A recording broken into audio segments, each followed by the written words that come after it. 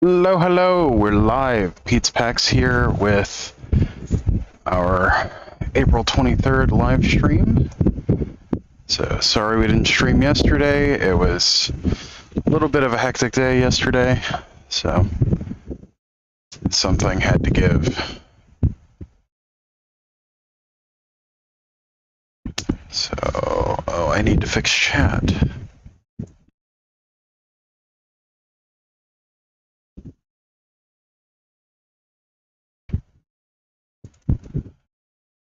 Right, fixing chat.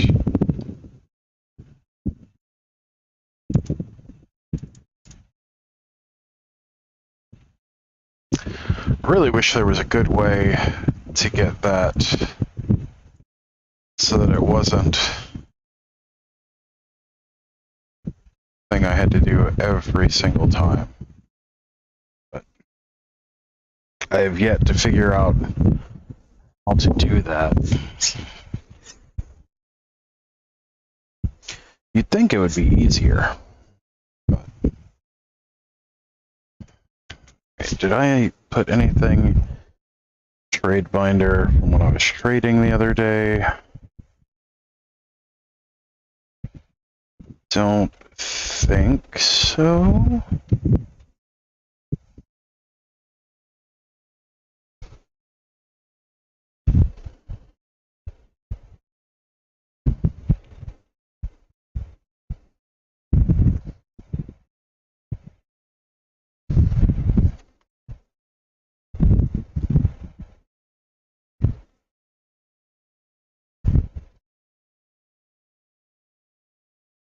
Yeah, it doesn't look like it.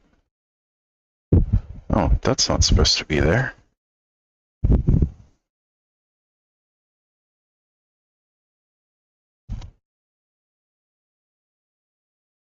How did that end up there?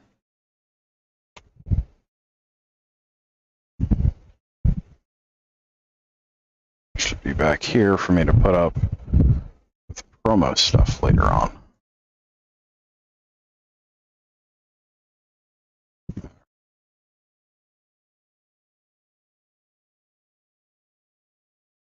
That is a whole thing. Alright, so we got some of the new Magic 30 promos. We got a Niv Mizzet, 2 Eternal Witnesses.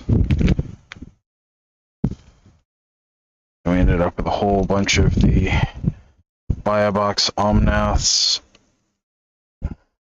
We have 7.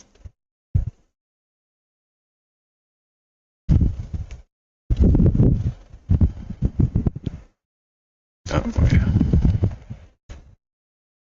No, we have 6. Oh, I got shorted one. I'm gonna have to call the shop.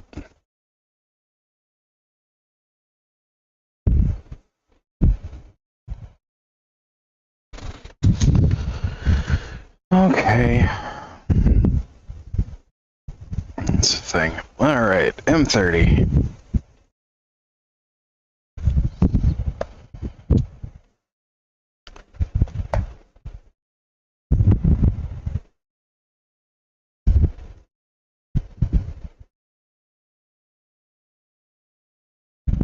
Any ponders? Oh man, I didn't realize that. Only one heritage druid.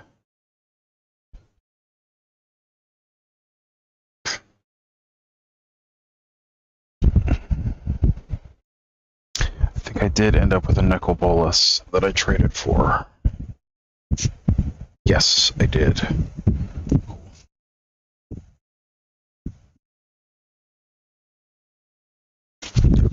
Cool. Alright, we can grab some sleeves. What the heck? Where did I put my sleeves? There we go, pack sleeves. And the office is a mess right now. Just an absolute mess. fine.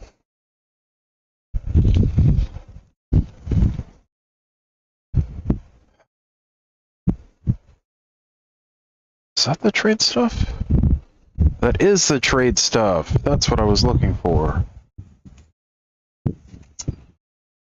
Again, the office is an absolute mess right now.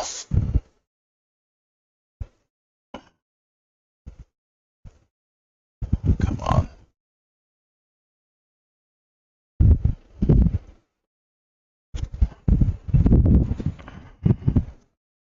Grab that trade binder.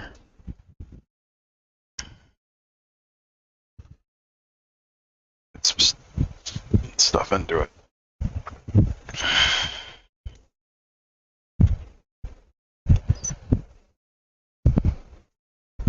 Let's see, white. Do we have anything to add to it from white? We do not. What's the invasion of Xerix in here for? Oh, that's an error card. I need to mark that so I don't try to... something else.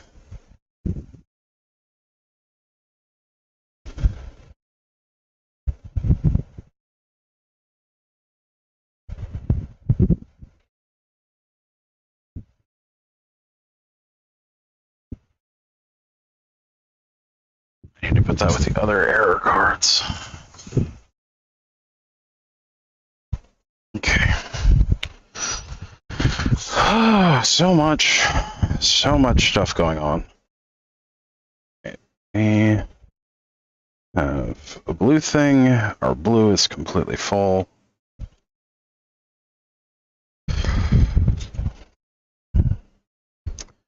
Red, surprisingly lacking. Granted, a lot of the red stuff people have just kind of snatched up. Most of the blue stuff people kind of went for quick. Got some spots in green.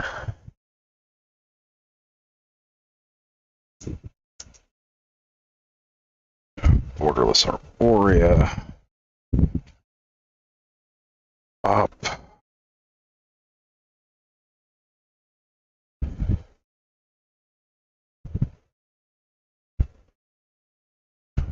Split cards. I guess we can... there.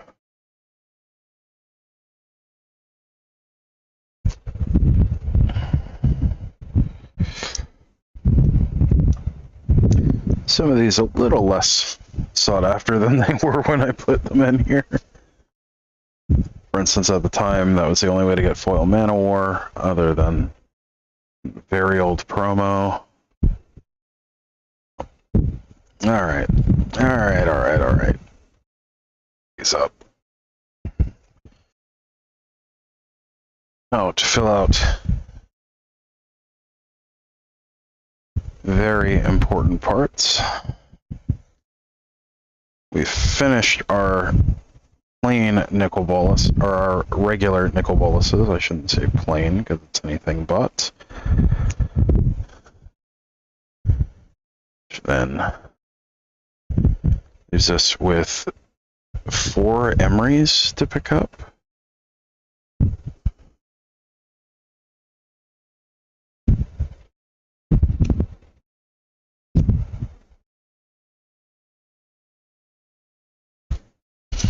These should probably move to the trade binder, but we'll deal with that later. Alright, we still need 1 Sarah Angel, which I thought I had.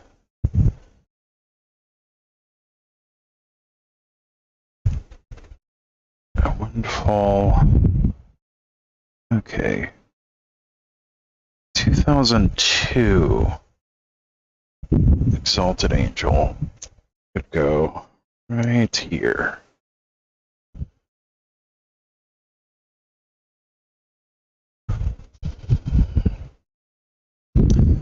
We have our 2004 Eternal Witnesses. 2006 NIV visits. 2004. 2004. The dig through time is a promo, but I don't know what it's a promo for. So we're going to have to check that on Scryfall. It says it's a promo 1 of 5, or 2 of 5. I don't know what the other promos for that grouping are. It is a retro frame, so it likely belongs in here. We have 2006 for Niv Mizzet, the Firemind. That one is going to be a gigantic pain in the ass to get a hold of, since it is used so heavily by Commander players. Then I know we have a spot for this counterspell. There it is. So we have a second counterspell now.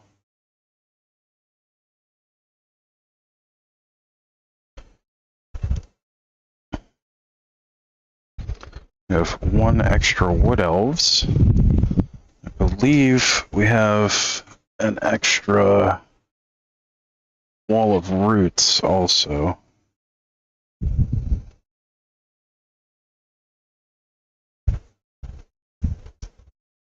Thought I saw it when I was flipping through stuff the other day.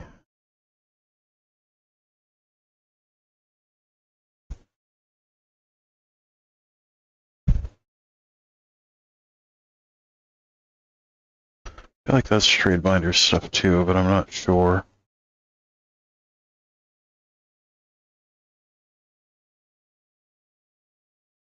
It's all deck stuff that needs to be put away.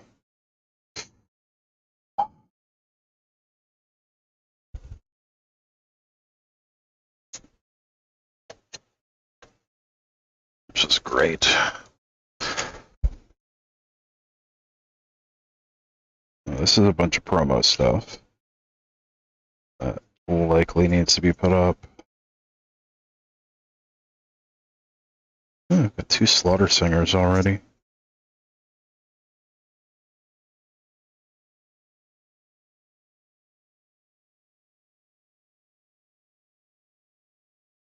That's all promo stuff that needs to get put away. Oh, there we go, Wall of Roots. I knew I had seen one.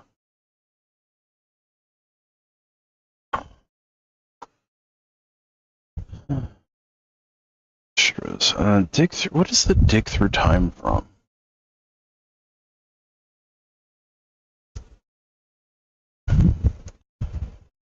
There's some extra sleeves that are out. Okay.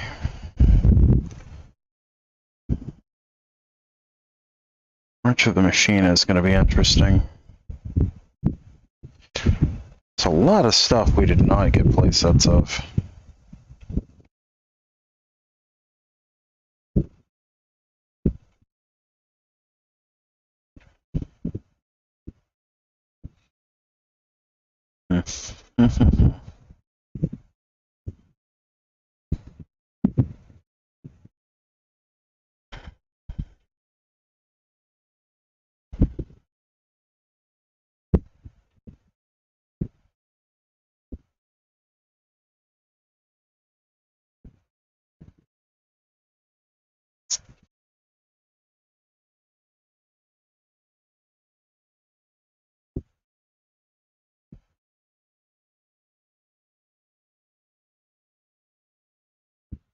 We did pick up, place at a Premier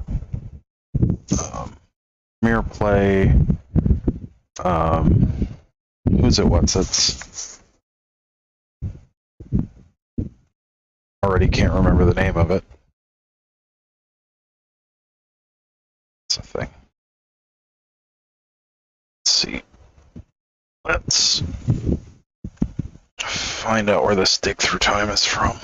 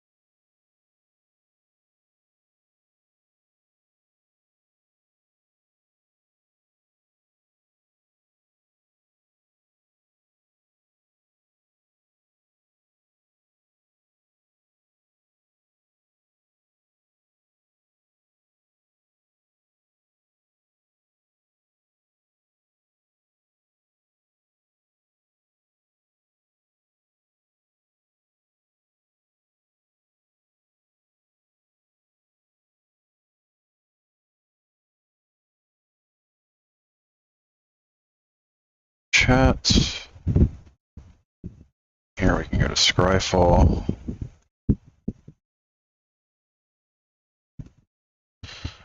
Can dig through time.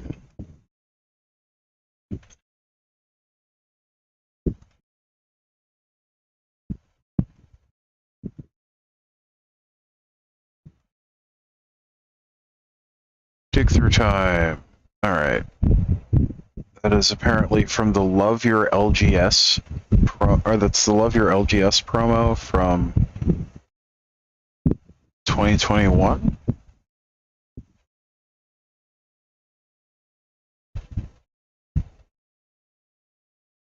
Okay, so that's the same set as the Aven Mind Sensor, Bolus of Citadel, Goblin Guide, and Scavenging Ooze. Okay. So there's 5 promos there. I know I have the Bolus of Citadels and the Scavenging Oozes for this. We're going to put those in the back of this book.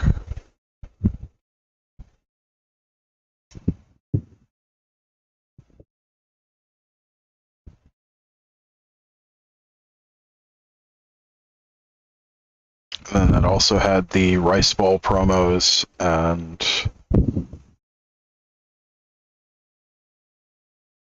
the promo Path of Ancestry,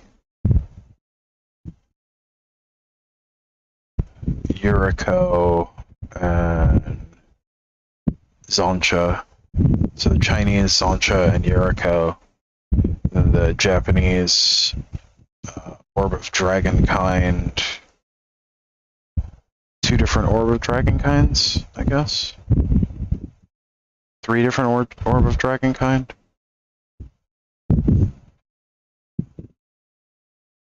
Yeah. Okay. Good morning, Walter. How are you doing today?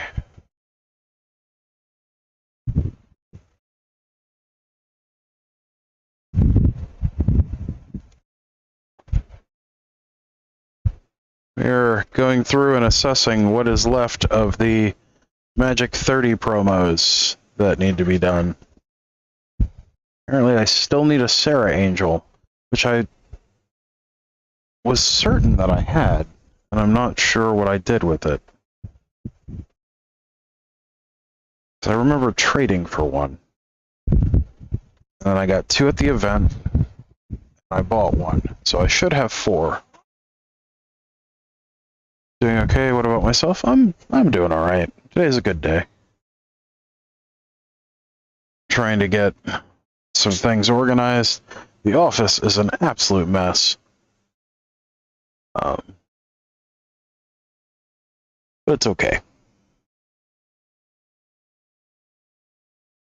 It's just gonna be a lot. Unfortunately, I sent out some videos the videos I put out today ended up coming out a little late because I completely forgot to schedule them last night. I meant to schedule them before I left to go visit some family and totally blanked on it. And as a result, stuff went out late this morning. So instead of 7 a.m., it all went out at like 8:15. But it's all good. Got a couple more prize packs for some shorts coming up. So those I'll be recording this afternoon. I generally like to batch my shorts in, sets of a few days. But just haven't managed to lately. And I realized I got shorted 1 promo for the Omnath Locust of All. I should have 7, I got 6. So I'm gonna have to message guys over at the LGS.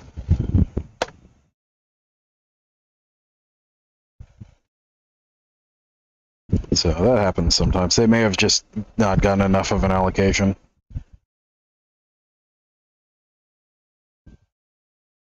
Okay. It's funny, as soon as I unlock my phone, it decides to start beeping at me.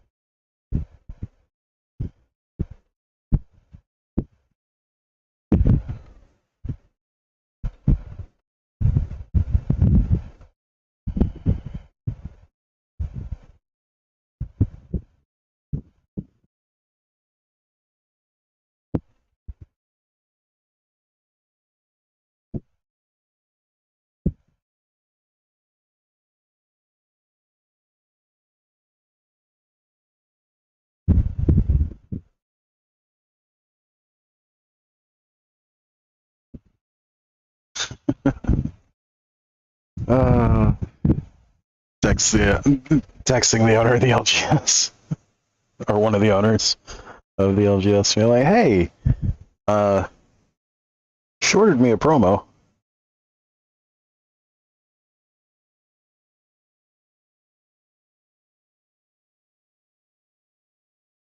But it happens.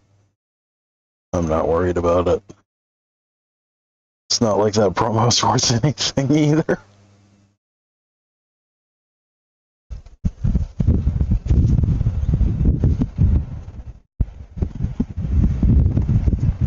And got this recorded already. That will be going up tomorrow.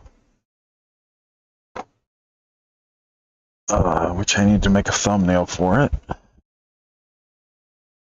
That's a thing.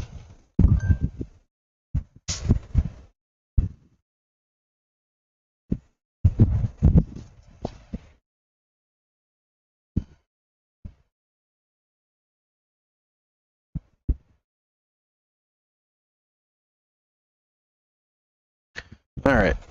Looks like they still have some. It's just a miscount. Alright, so March of the Machine. I have 2 sealed decks I need to de-sleeve. Yeah. It's like, I bought 7 boxes, why didn't I get 7 promos?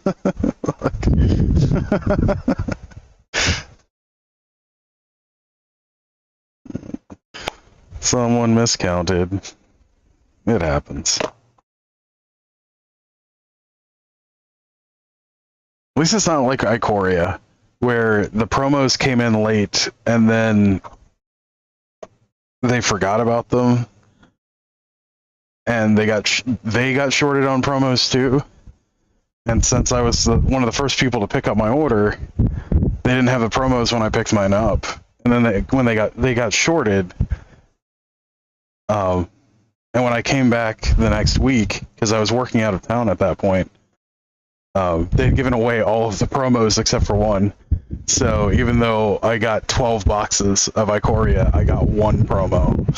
And I'm like, come on. Which, I mean, that's not the LGS's fault. That's on Wizards for not sending out the correct number of promos, but I was still annoyed by it.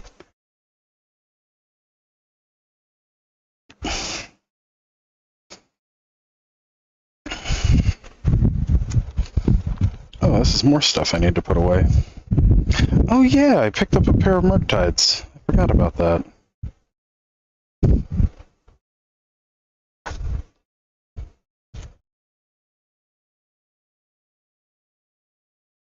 Yeah, that's an empty 4-top that needs to go with the other stuff. Yeah, Wizards has been consistently screwing over shops on promos and stuff like that for years. What was worse is they used to act like the things were friggin' gold. Granted, promos were worth quite a bit more back then. So, like, if you got a bunch of damaged promos, which happened a lot, like, they would make you destroy them on video and send them the evidence before they would send you replacement ones. Like, you couldn't even send them back to them. Like, you had to destroy them, and you had to video it. Which it's been a while since that happened. Or since that was a common occurrence. But there's this whole weird culture of distrust against the LGSs by Wizards. It was supposed to get better. In fact, they did a whole campaign to try and make it better, but it's still the same. It hasn't really gotten better.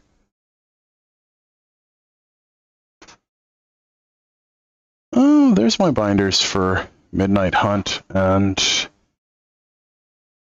Crimson Vow. Oh, I haven't even started sorting those. I'm not looking. Those sets are a mess. What was I doing? Came in here for something. And I have no idea what it was now.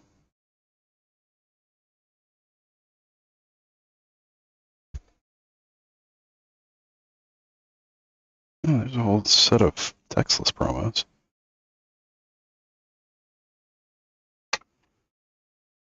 One of these days, I will migrate my textless promos from the 9-top book that I have them in into a 12-top, so I can actually see what I have. So it's funny. I used to really like 9-tops, and then as I've gotten a little older, I've started to prefer the 12-tops just because it's easier to see what you have with those, so I don't have to keep all that in memory.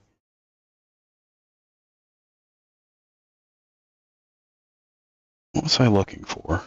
I came in here for a very specific reason, and now I've completely lost it.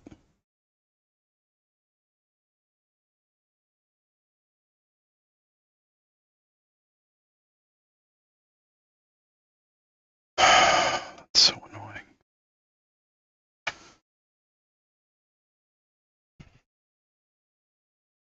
Okay.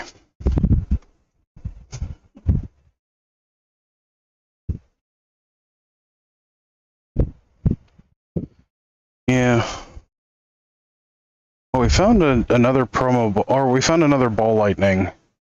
That's one of the promos. So that needs to go in the promo book. Or not promo book, but the Magic 30 book. So that is something we can do right now.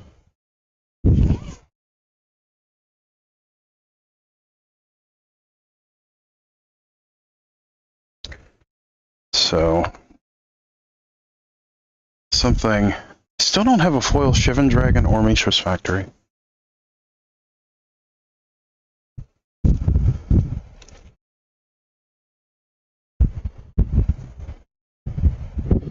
I do think it's funny that one of the most expensive foils in the whole set, Limdal's Vault, I pulled 3 of. The most expensive is Chrome Box, and I got 1.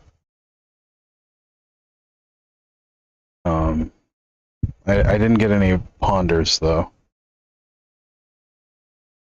Which you'd think with how many different Ponders they've printed over the years, the promo for that would be super cheap, but it's not. Or not promo, but the M30 printing for that would be super cheap. Okay, so that is just an extra ball lightning. So instead of putting that in here, put that and the wood elves, other extras. Where did I put the extras? Dig. There we go. Got an extra wall of roots and an extra wood elves. Those can go into trade binder. Since I've been updating the trade binder, at some point I need to take all the stuff out of the trade binder that I don't want to actually trade. It's just stuff that I picked up in trade and haven't put in the correct place yet. Some of which has been in there for like 3 or 4 years, if not longer. You know what? We're going to do that today. We're going to take all the stuff that people ask me about that I don't want to, that I don't actually want to trade.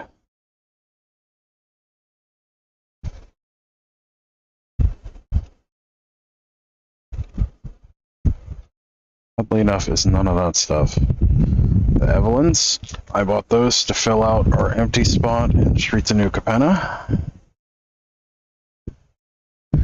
The Lily of the Last Hope, those were in here because someone wanted to borrow them. Same thing with Traverses and the Grim Flares.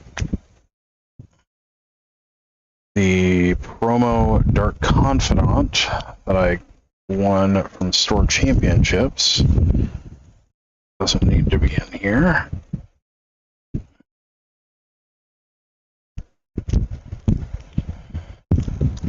Which I haven't even taken out of the seal. My Illusionist shouldn't be in here. Someone wanted to borrow those. Temporal Minute, I traded for. Time Stretch, I traded for. Containment Priest should not be in here.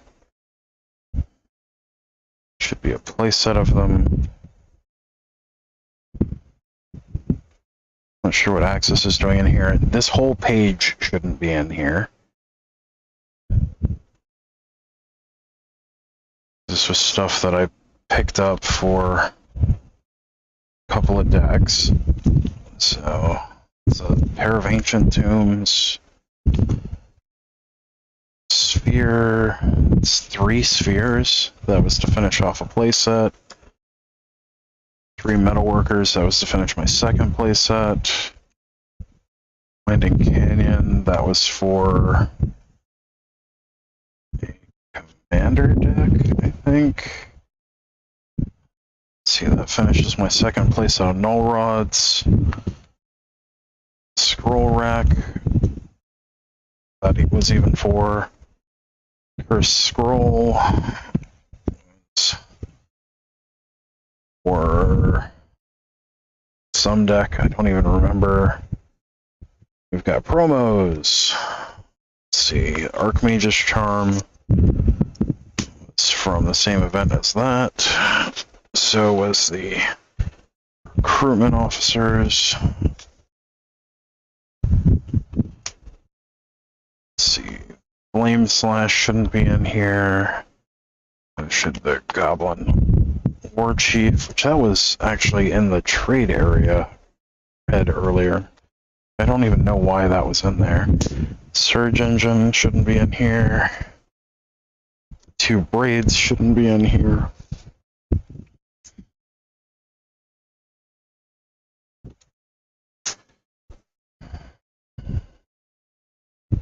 Lay Down Arms shouldn't be in here. Big Bullard Forest shouldn't be in here. I think everything else is supposed to be in here.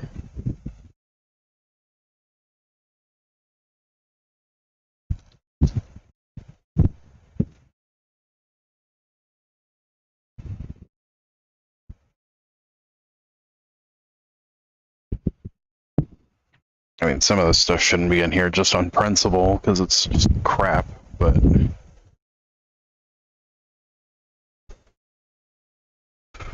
That promo order of Ojitai shouldn't be in here. Unless I have more than 4 of them. Just put the Arcanus in here.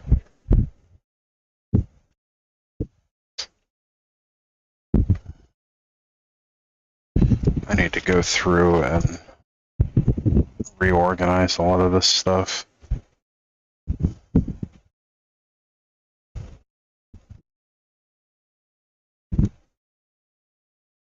Update it too.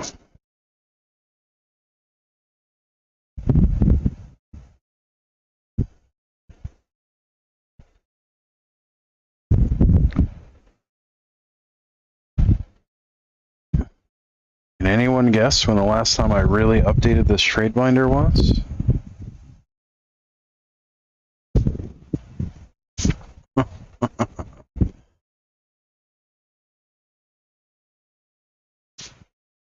I went in here with the express intention of putting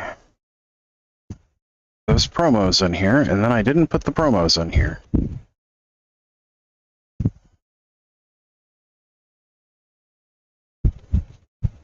These are all extras, which means they are trade fodder. One's going to want them.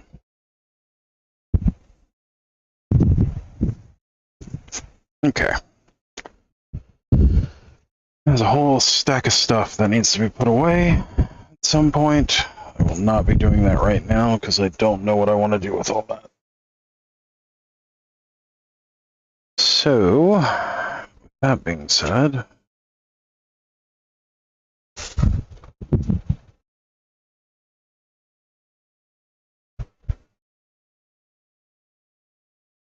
oh,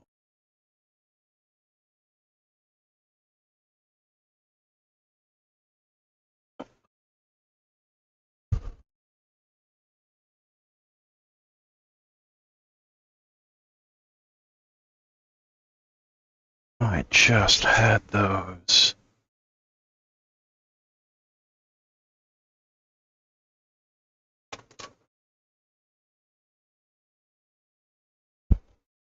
There's a stack that had 2 of these sleeves.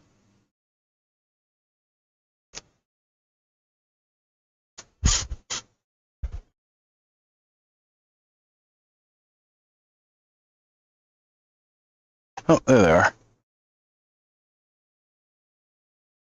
Cool.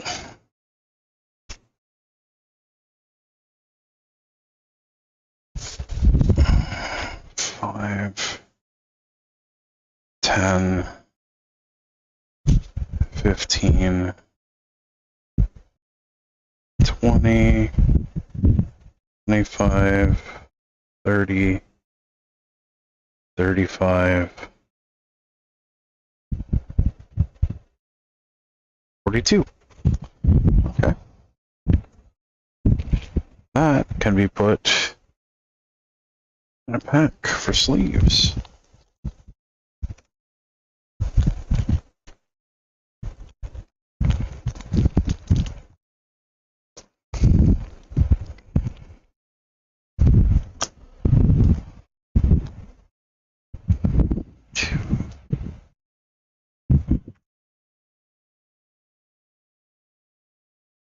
That can go there. Cool.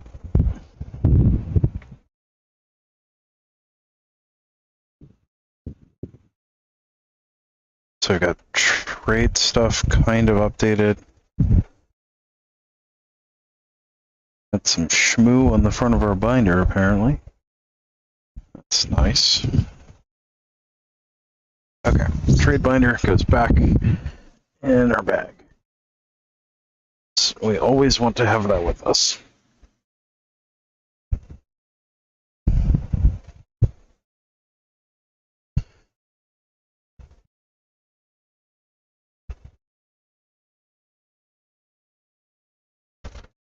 That's another pack of sleeves.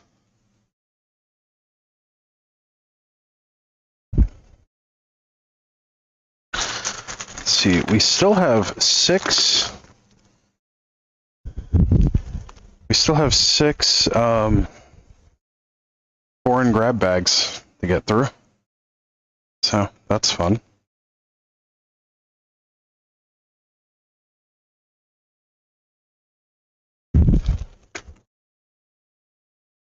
And our Secret Lair Sunday for next week is going to be Little Walkers and Littler Walkers, both foil and regular versions. So that's fun. Let's see, this is Dominaria United.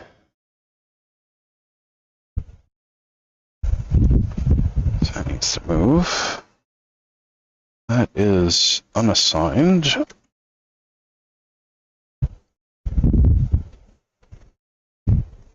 see, we've got the Brothers War and Double Masters. And Modern Horizons 2 there.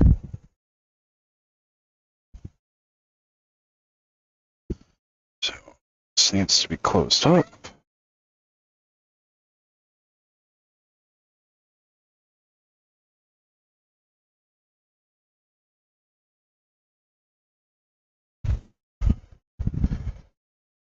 One of these days, I will get around to hiring a carpenter to make me a beautiful set of built-ins.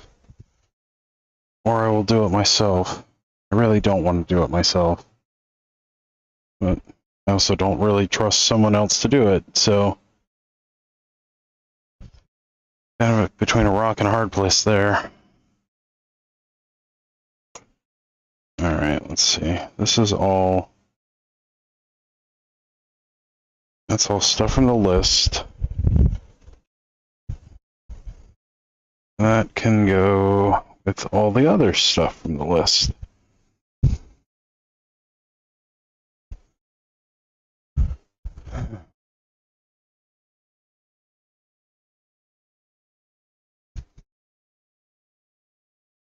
Okay, so that's done.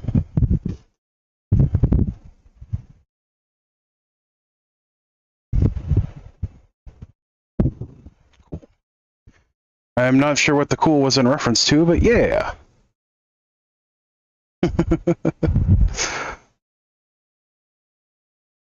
Okay. Oh, I need to organize March of the Machines, but I really don't want to. Not today, at least.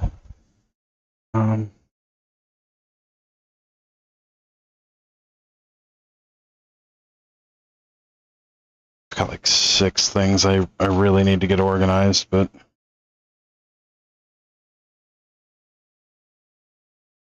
every time I look at them, I feel like I'm not ready to work on it.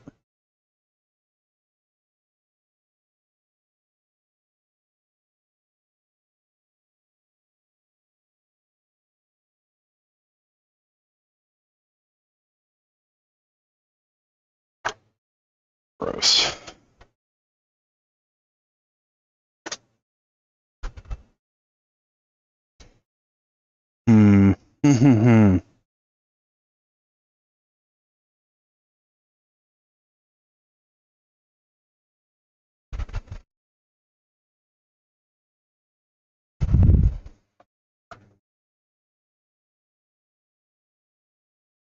See, I don't need all of this, so this can go in recycling.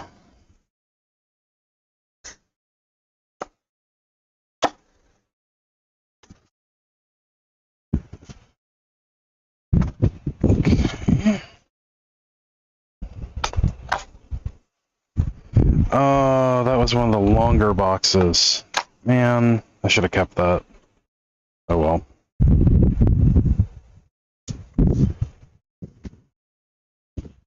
I forgot that's why I had that there. Oh well.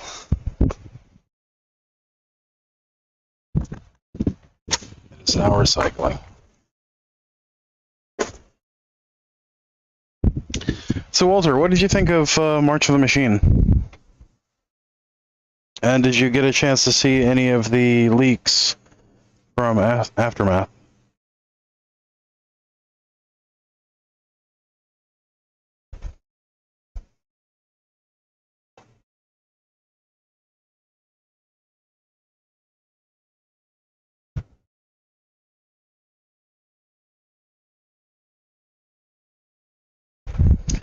What did I do with all that stuff?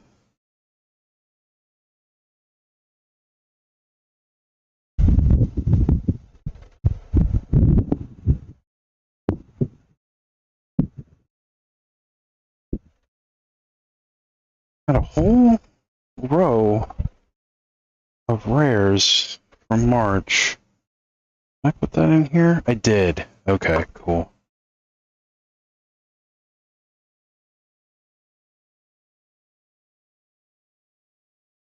Let's see, those are all the battles, or the non-rare and mythic battles.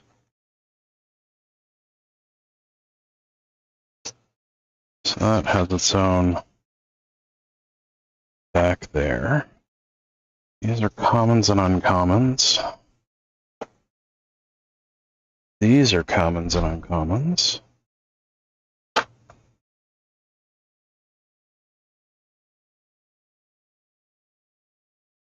That's all rares.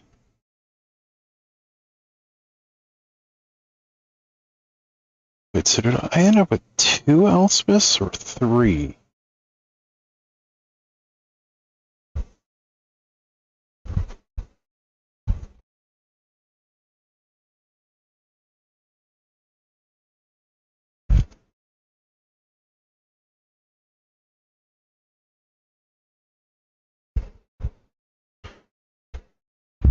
Oh, did I end up with 3? If I ended up with 3, that's great.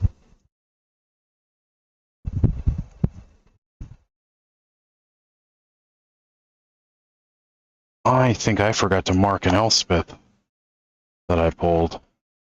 Oh, I know what it was. I pulled one from a prize pack. Yeah, you saw the leaks. I enjoyed March of the Machine too. I felt it was a very good sealed format.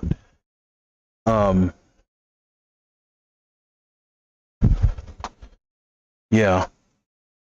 I do have 3. Nice. Yeah, I got one from prize packs, and then I got one from the collector's box, and I traded for one on during the pre-release. Well, not during, but after the pre-release. Sweet. My partner wanted to run one in their main deck and 2 in their board in the deck that they're running. That means we have exactly the number that we need for them to do that.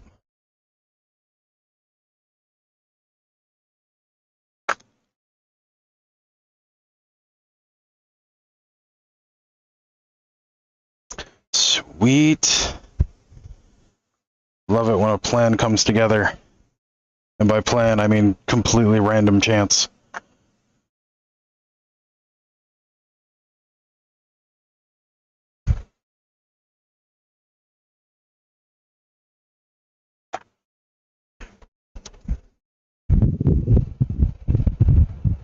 I don't have much of it to be able to do anything with. Yeah.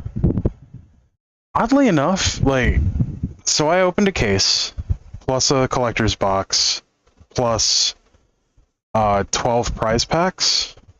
10 prize packs? 10 prize packs on shorts, and then I have 2 left. I have 2 that I still need to do, so 12 prize packs. And I feel like I've gotten so little of the set overall. Because if we look at, so we have 3 Archangel Elspeth, actually. So like there's cards that we didn't get any of. Like we didn't get a single Invasion of Ravnica.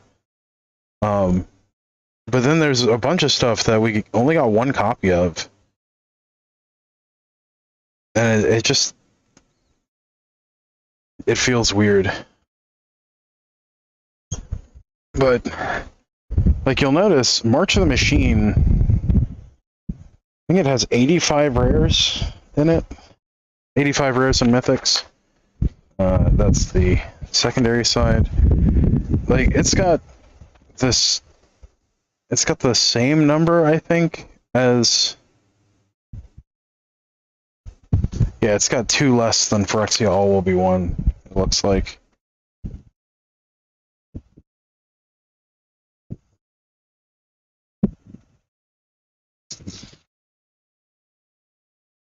It's got, I guess, yeah, they've just been overstuffing sets lately.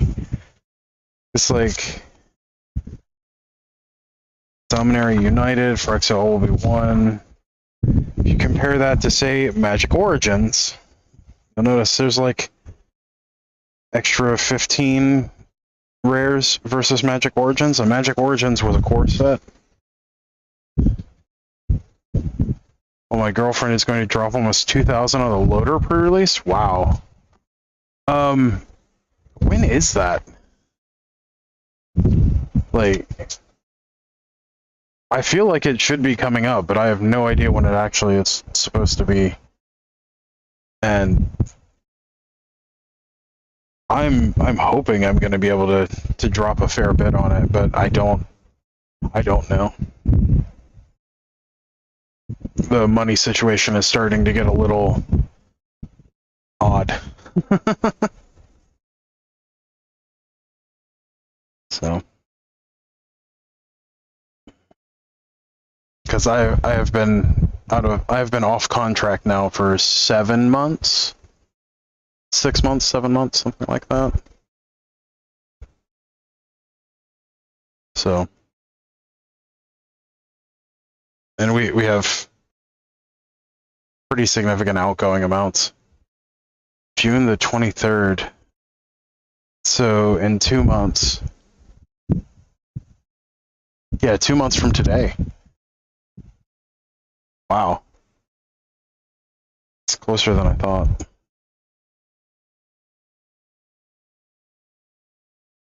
I mean, the prices that I've seen on stuff for loader have been pretty crazy. So I really don't know what to think on it.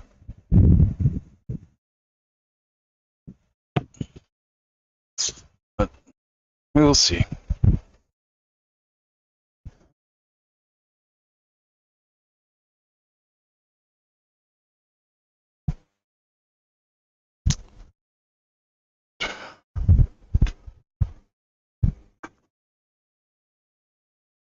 I'm really looking forward to when we finally hit 500 subscribers, because I would love to be able to open some double masters on the channel. Got a case of collector's boosters that I plan on opening on stream, so that'll be cool. Let's see.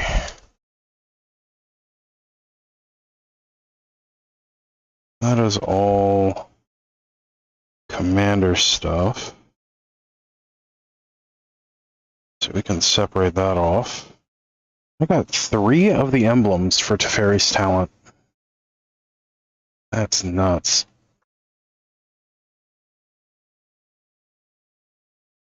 See, we've got 20 commander decks for this set. That's going to be all the content for this week. Well, we'll have the collector's booster box video go out tomorrow. And then we've got 5 sets of the decks. Then we've got the the collector's sample boosters, so that'll be on Monday.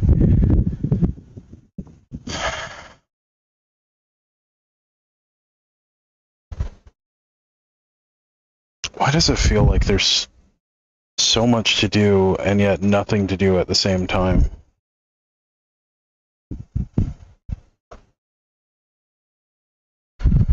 Oh, okay, I know what I need to do. I need to grab a set of dividers for March of the Machine. Then we can put the art cards. Am I really down to 1 pack of dividers? Oh, no, I've got a whole stack there. I just haven't packed those out.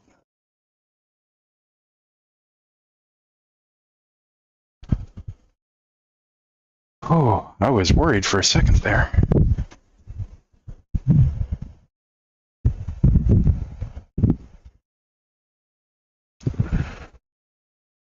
So I use these colored dividers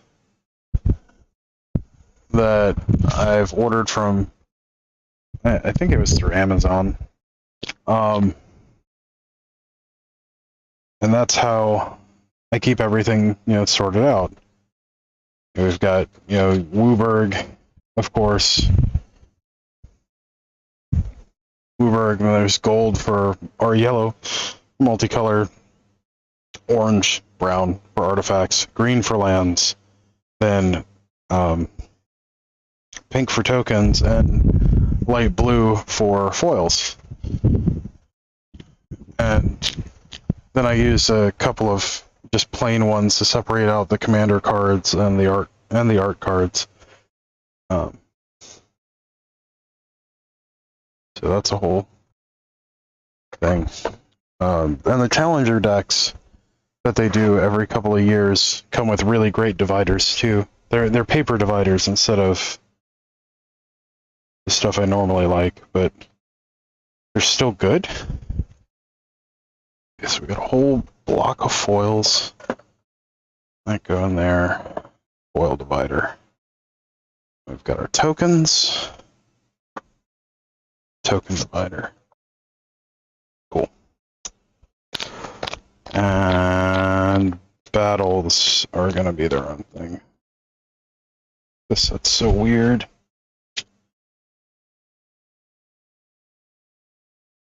We got our basics.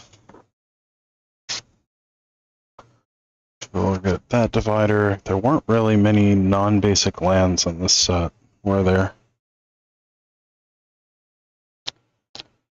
I feel like we're going to have an entire row just for the commander decks. That's not going to be enough to hold the commander decks. Because it's 20 decks, so that's 2,000. That should be almost an entire box. Okay. This is going to get hairy.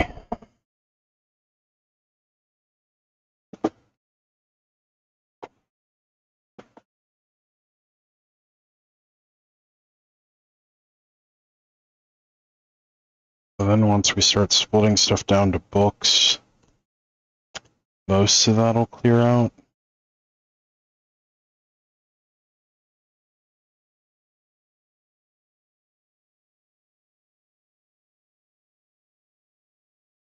How big was Multiverse Legends?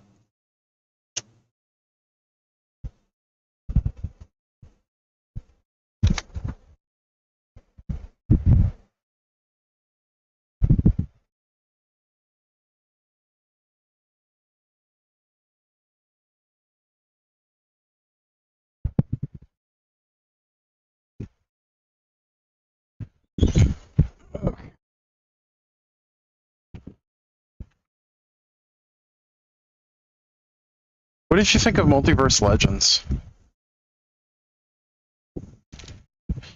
I thought it was a neat concept, but also thought it was kind of dumb that they did some of the stuff differently. Oh my god, there's 3 different versions of every card. That is so stupid.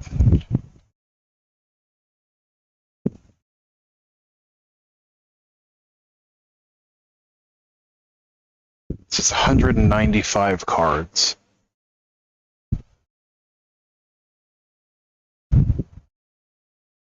That is so dumb.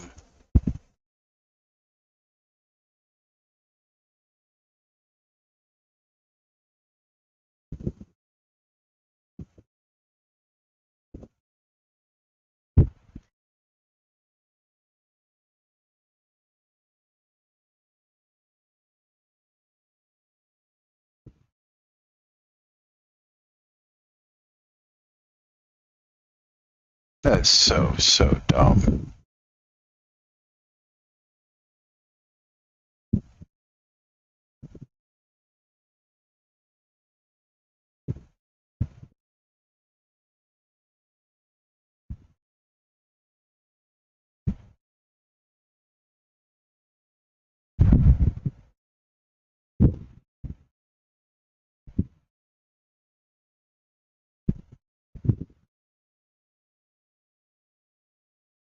So if you wanted to book just Multiverse Legends, how would that even work?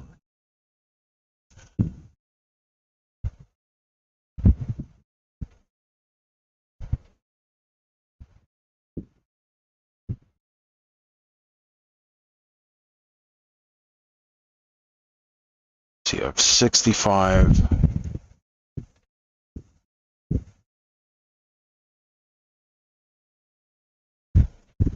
Do they even make half-size binders?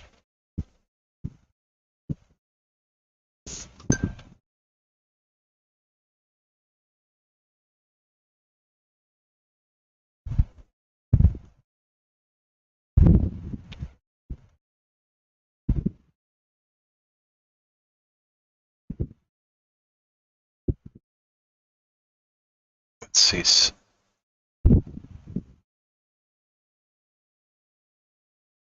65 by 6 work?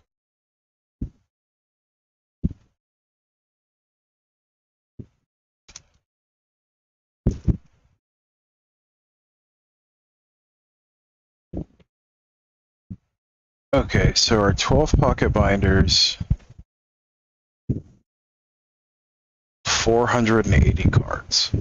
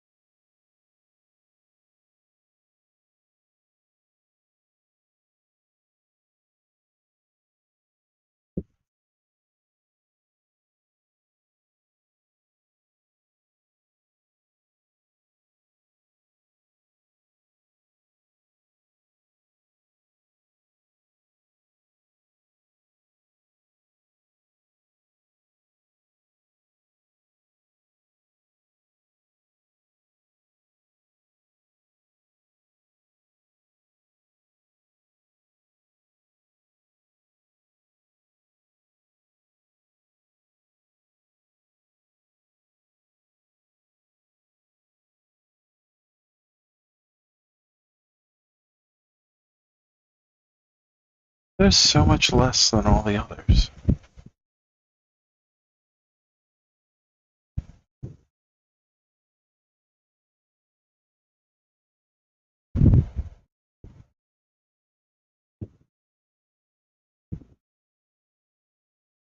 Is it because it's just some no-name brand?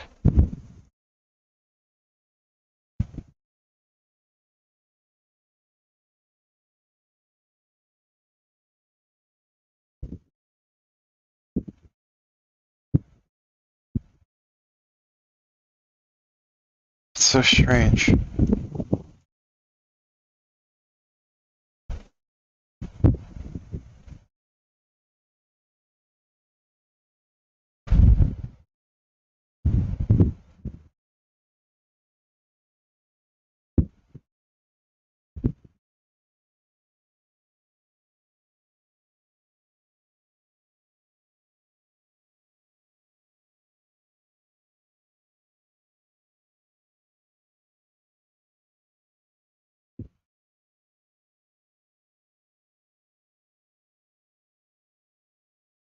These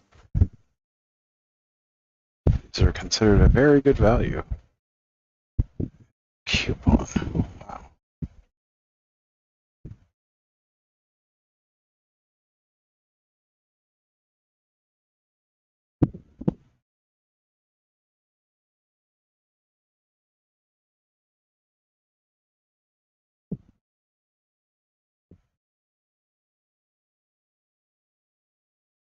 Interesting.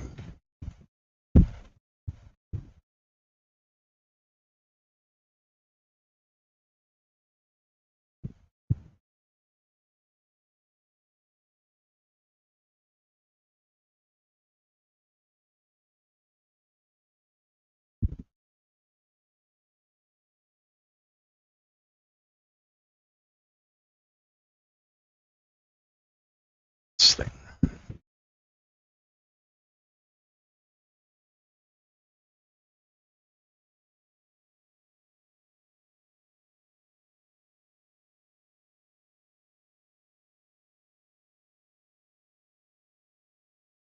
Yeah, it looks like June 23rd. That's it.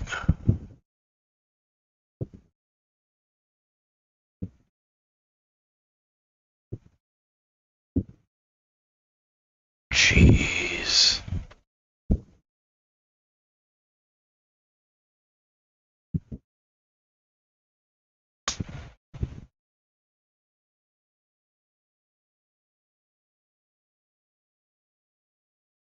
Okay, so they're going to have draft and set boosters.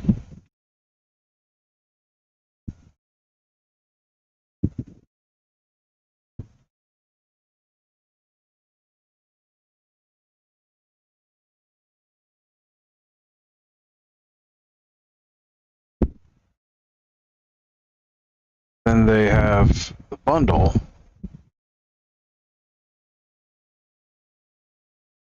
Then they're going to have the gift bundle. They have collector's boosters, which apparently collector's boosters are only going to be in English. Oh, the One Ring can only be in English collector boosters. The serialized one can only be in English collector's boosters. They're not putting them in the international collector's boosters. So that means the international collector's boosters are going to be far, far, far cheaper. Interesting.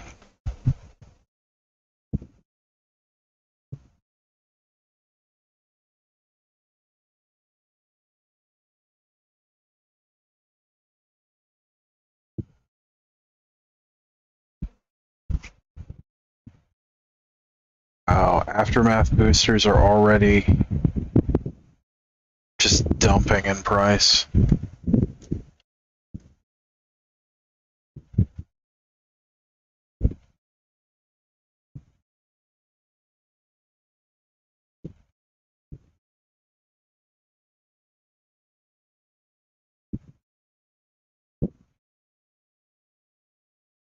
That's crazy. I think they really screwed up with with Aftermath.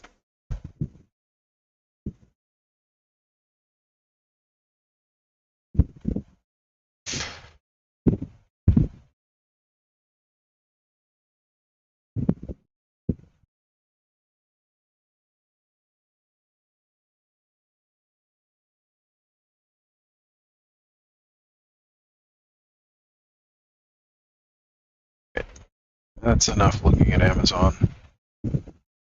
I need to actually get some stuff done.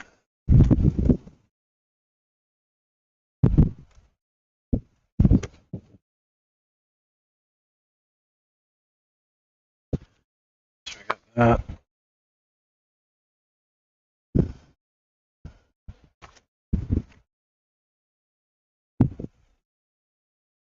Okay.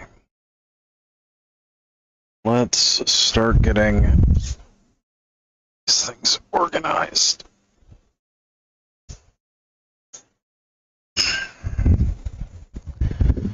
So I guess we'll start with the battles and do color sorting first.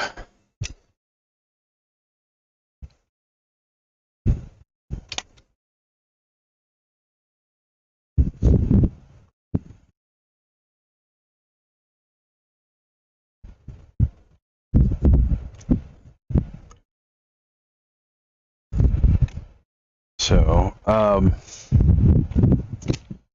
we'll say that the new set did not make a big impact at my LGS, yes, on Friday. Almost nobody had done updates to their deck. There was a Koldatha Red variant that used mostly stuff from Phyrexia All Will Be One. That was miserable to play against.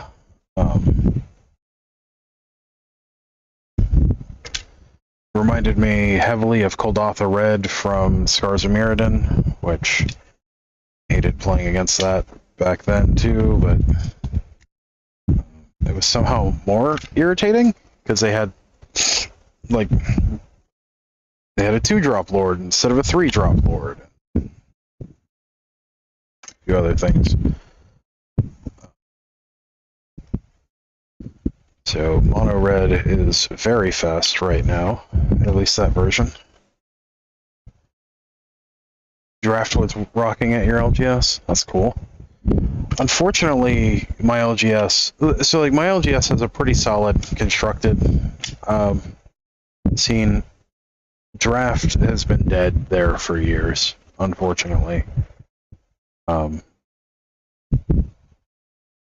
It used to be really, really popular, but for whatever reason, draft just died during the pandemic. Well, I mean, the pandemic itself, of course, but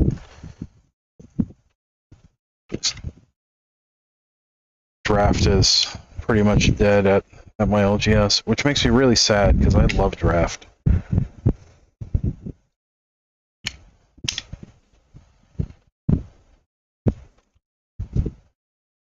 I would really like to draft this set and not do it on Moto or on Arena. I might do. I haven't decided one way or the other. I might try doing a draft on stream one day.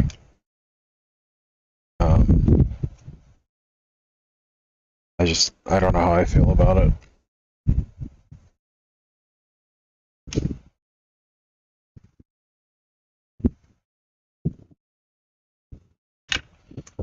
We're at the very least going to get battles sorted today. Might even make it through to the rares, but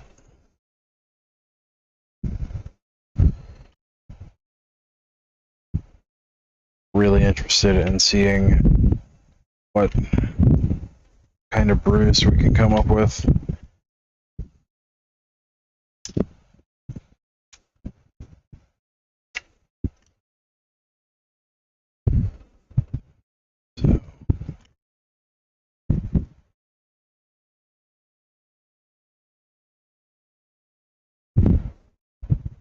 if my LGS didn't draft, I would be done with Magic. A little drafting keeps me playing, plus it's the only way I get cards. Yeah, I mean,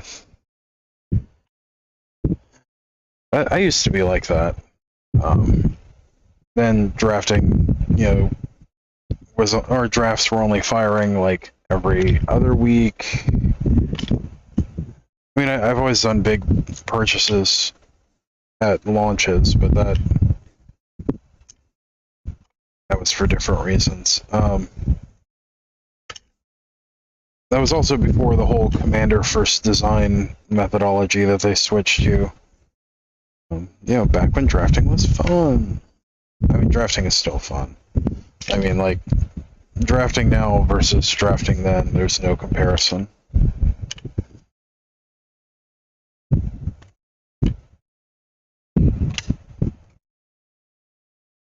But I think the biggest issue with drafting locally, at least at the LGS that I'm at, is that with the way the economy has gone locally, most of the players are able to basically afford a standard deck every now, about one deck per season, maybe 2 or 3 decks per season. I'm one of the few exceptions. I can play whatever I want to. But other people generally focus on a single deck for the whole season. So, whereas I like to brew new stuff and try a whole bunch of different things. But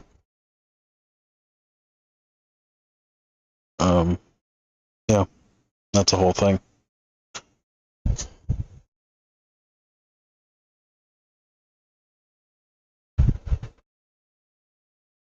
And I think because of that, people don't really have the spare funds locally to draft. Because we've always had, well, not always, since the pandemic was over, we have struggled to fire any kind of draft. The sealed events generally fire, but from what I understand, the Sunday events, this most recent set, and the prior set just didn't even fire on the day 3 events. Which, I mean, normally they would have at least 15 or 20 people pre-pandemic on the slow event, which was the Sunday event. And they would fire 2 Friday events and 2 Saturday events before the pandemic, and now they just fire 1 and 1. But we've also had a lot more shops open up in the area. Previously, there were only really 3 shops in a reasonable drive. Now there's 12, something like that. So even our F&M attendance is fractured between several different places.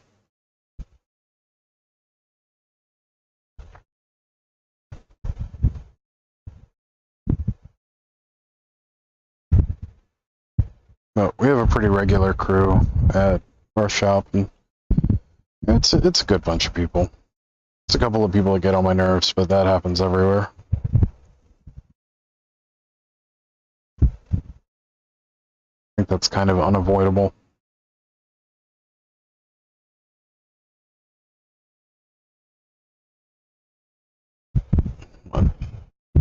Pioneer has also picked up quite a bit lately at my shop. It's been getting almost as many people as Standard, and it's effectively overtaken.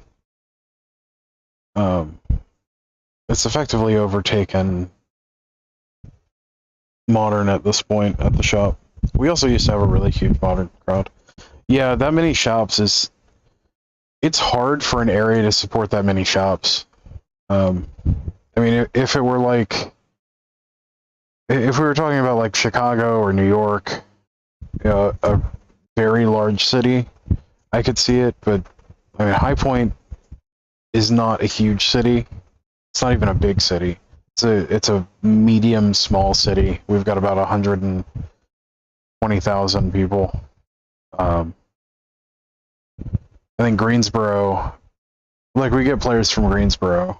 They've got a few shops there. Greensboro's like, I think 400,000 people. It's been a while since I looked. But even our biggest city, Charlotte, I don't know of any actual LGSs in Charlotte. Like there's 2 in Concord that I know of, and they're both smaller than the LGS that we have here in High Point. Like they've got the one that comes to mind, like has more board games and tabletop, like tabletop war games than they do Magic. That's a whole thing. But I can't think of a single, like a single Magic shop in Charlotte. And Charlotte has over 1 million people. Last I looked, it had more than 1 million people at least. I don't know what its actual population is now. There's definitely nothing in Uptown. Like there might be something on the outskirts, or in like Matthews, or one of the outlying suburbs. But I don't know of any in Charlotte proper.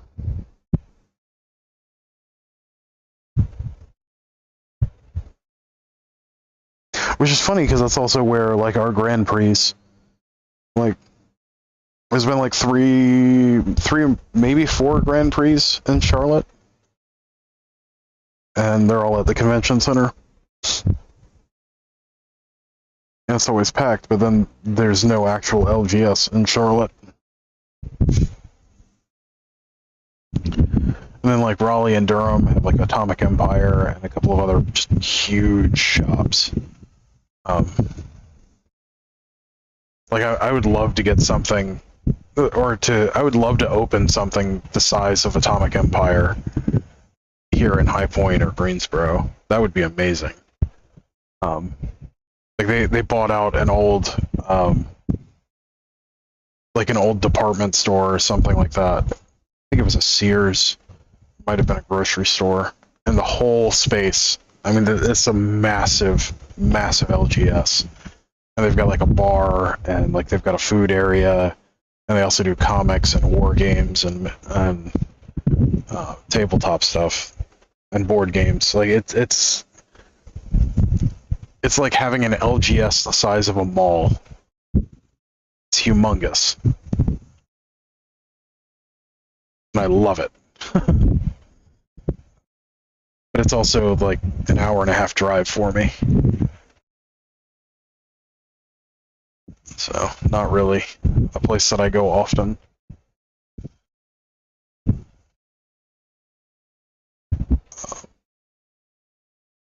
But just after, or like right at the beginning of last year, one of the big furniture places, one of the big furniture showrooms rather, shut down.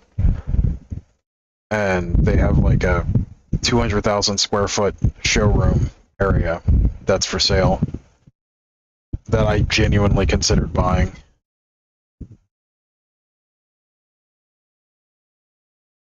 But I would have had to over leverage myself to do it.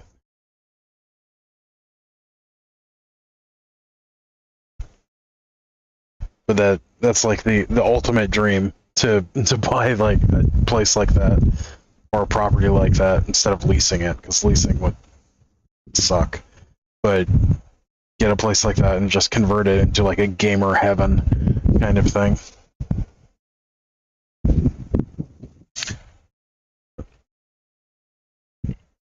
We can all dream.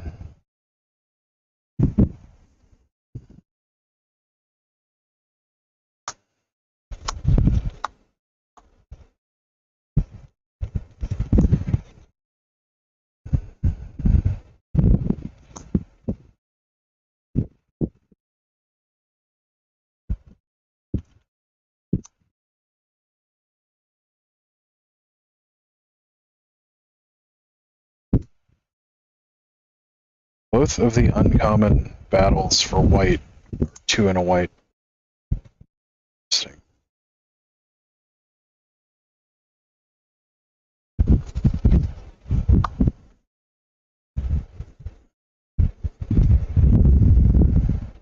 See, this one makes a token vigilance, and this one gains you 4 life and draws a card. Turns into a Sarah Angel. This one turns into a Glorious Anthem. Oh, that's cool.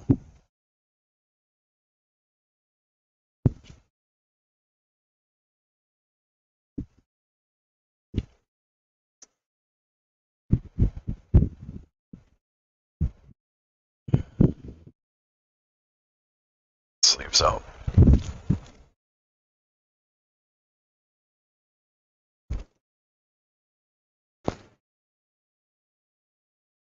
Yep. Yeah, that many LGSs in an area is just too many. And the worst part is, like, most of them are not very good. Like, out of the LGSs in the area, I can think of 3 that are actually decent. So. And oddly enough, they're the 3 that were here before all the other ones opened up. Like there's one that's a really cool space, but like their magic singles selection and their just general magic selection is god awful, and their location, like it's a really cool space, but the location itself is miserable to get in and out of because it's in downtown Thomasville, which Thomasville is this like tiny like pseudo suburb of High Point.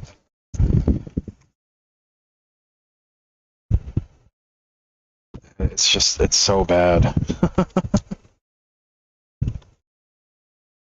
And the worst part is like they have really like they've had some really cool events there, and I've gone there and competed, and it feels super cramped, and the setup that they have is just uncomfortable. But like their wargame selection, like their Warhammer 40k stuff and Warhammer Fantasy stuff, one of the best in the area. And they've got an arcade and a whole bunch of other cool stuff. But just the setup overall is really rough. And the player area for Magic is just way too cramped. Like they had a 24-person tournament there, and it felt like they reasonably had the space for 16 people. So.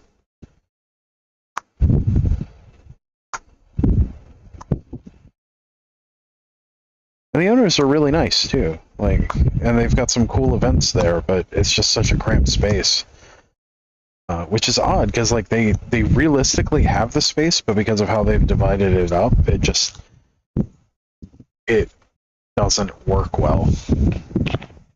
And they have no Magic singles selection to speak of.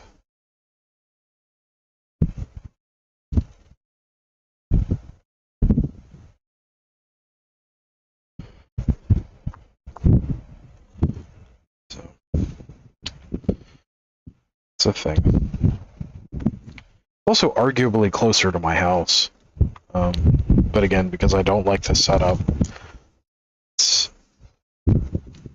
not really like the setup in the store and getting to it, finding parking and getting into it is just miserable, and I don't like it.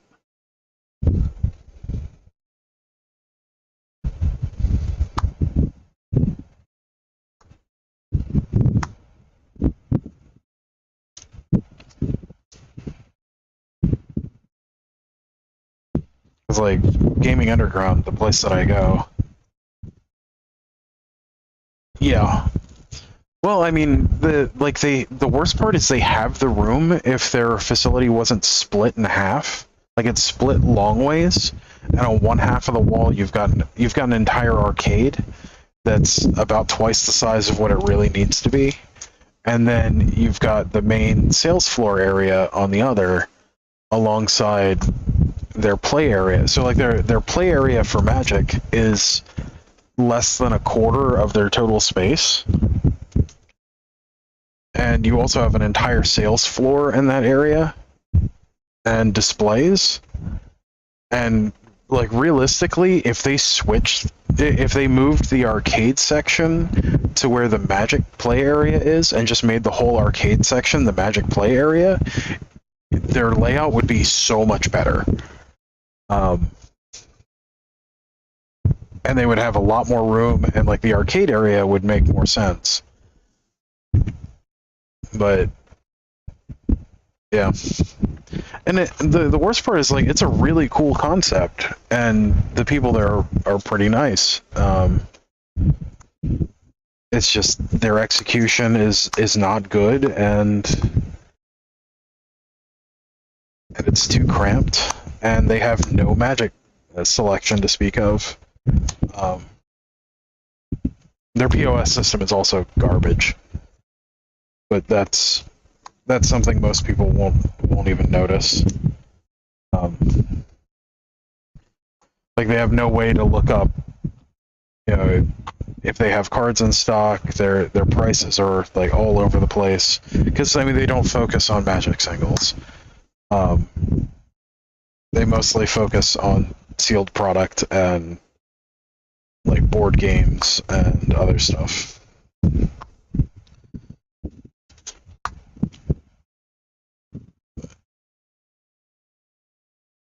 Their selection for Warhammer is fantastic, though.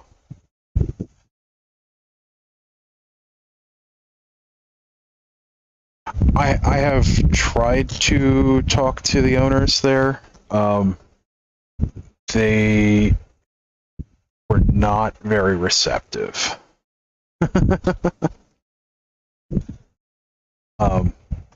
They're also younger than me, and then they kind of seemed like that had that had an impact on the conversation. Very much, whatever old man kind of vibes. Which is funny because I'm not that old. When it comes to Magic, I'm ancient, but just in general, I'm not that old. But the owners are like in their mid-20s.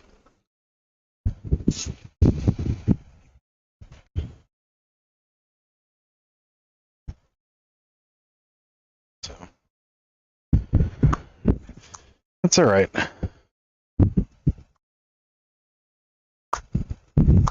But they also kind of have an attitude of, wanting to be different than everywhere else to a fault. Like, it's hard to explain. It's definitely a mentality that I've seen before, especially in small businesses like that, where they're like, we're going to break the paradigm. We're going to do something completely different. It's like, okay, well, sometimes things are done a certain way for a reason. It's like...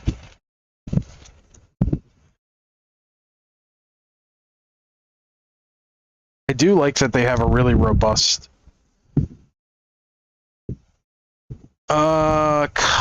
It kind of feels like that, yeah. I'm not sure that that's the case, but it definitely feels like that.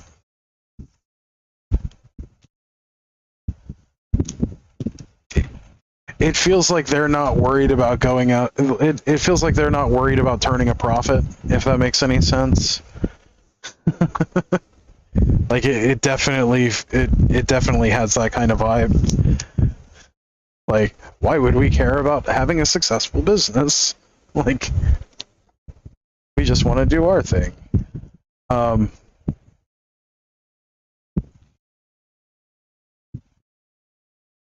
Or I don't know if you've ever run into I don't know if you've ever run into a business that's owned by someone that got really lucky on a startup or something like that, where they just ended up with way more money than they were expecting to have, out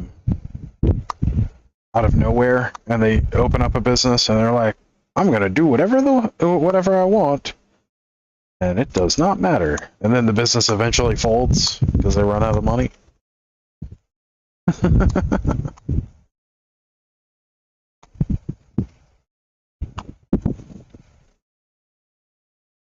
Yeah.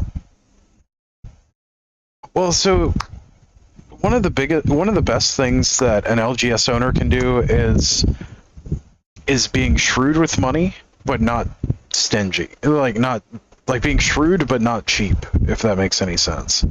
Because like cheaping out on things with a business generally ends up biting you later. But the other thing is not keeping enough capital around.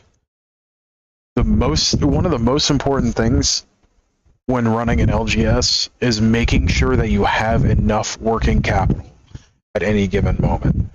And there are so many,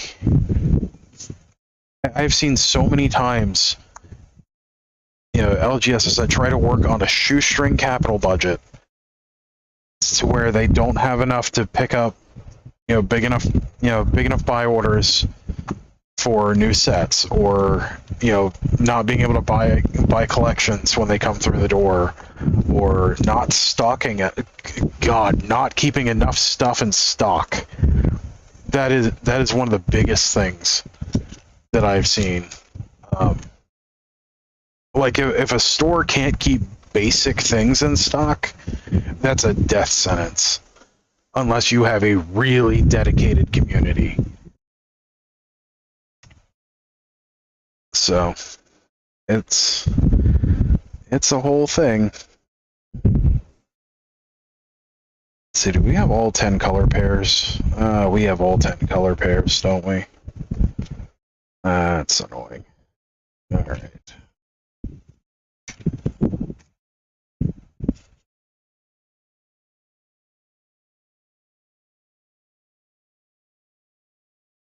Yeah, we have all 10 color pairs.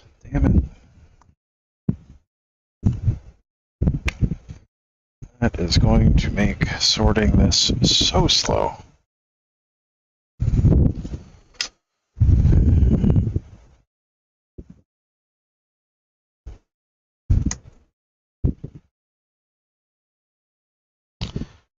Or does it?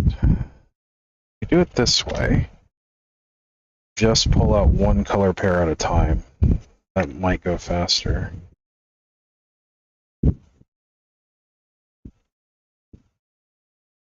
Yes, so advertising is another thing that most LGSs just don't do, and it's kind of like shooting yourself in the foot at the start of a race. You're not doing yourself any favors by not advertising.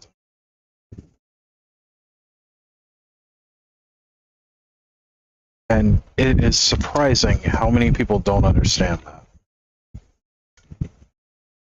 Because it doesn't matter how cool your setup is, how cool all the other stuff is, people don't know that you're there.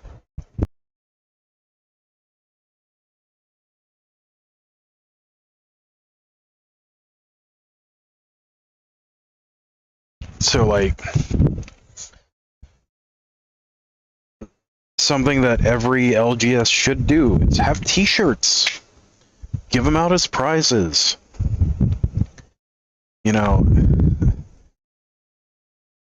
With the gaming community, you really only need to order a couple of sizes, too.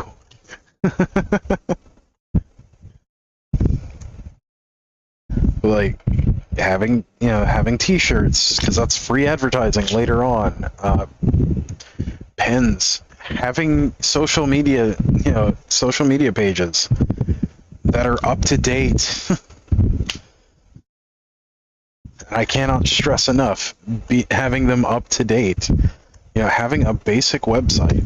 Like, it's a bunch of stuff that's not hard, but if you do it poorly or don't do it, you're missing out.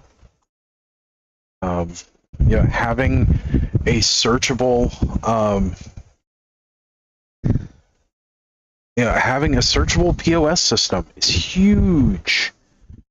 Like being able to have, customers check whether or not you have a card in stock without having to bug someone at the counter. Well, not bug. Without having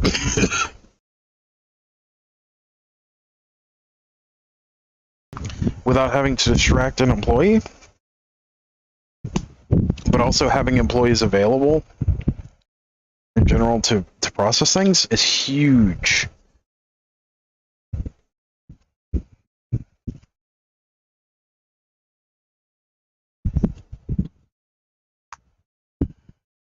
Trying to think of what else. Having good customer service in general. Limiting drama between employees and customers. Like, if you have employees that start a lot of shit, they shouldn't be employees. Hold on.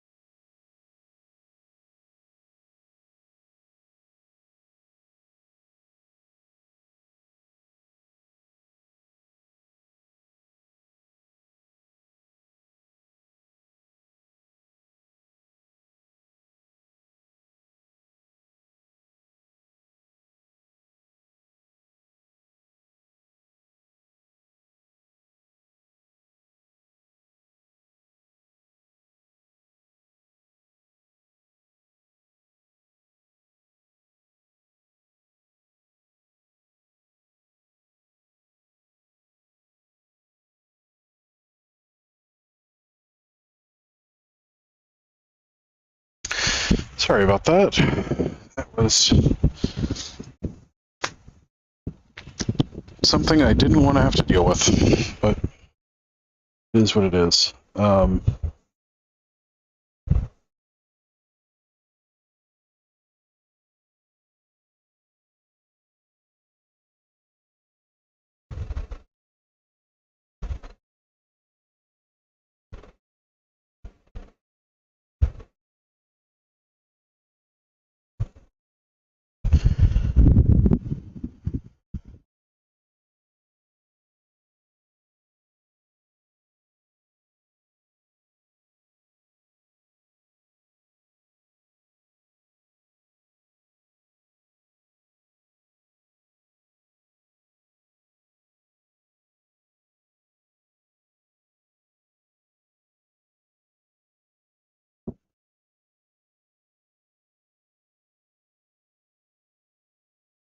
Ah, I wish they would let me be an admin to their page so I could post the winners and our turnout. Yeah, I could see that. Like our LGS used to do that, and they've really fallen flat on that in the last few years. But we also had one of the owners effectively retire earlier this year. He was having some issues with his health anyway, so it's really a good thing for him to step back from the business. But it's, I don't know, it's been a kind of a wonky few years for the business. But I really hope that things improve broadly, but it really depends on the business owners.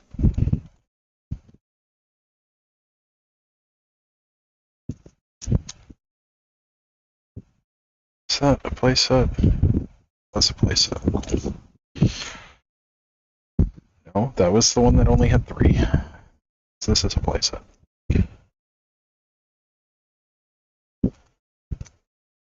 Yeah. I'm also dealing with an issue with a property that my dad stays at.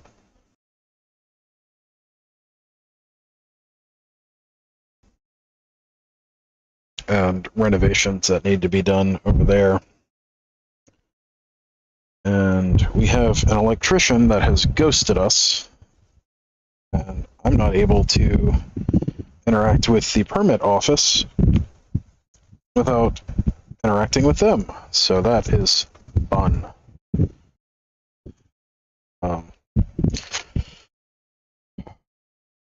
Like the way permits are pulled in Guilford County make me want to shake someone.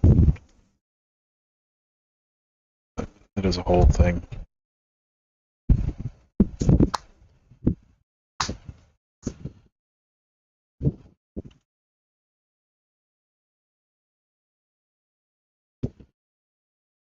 It's a lot of work over there that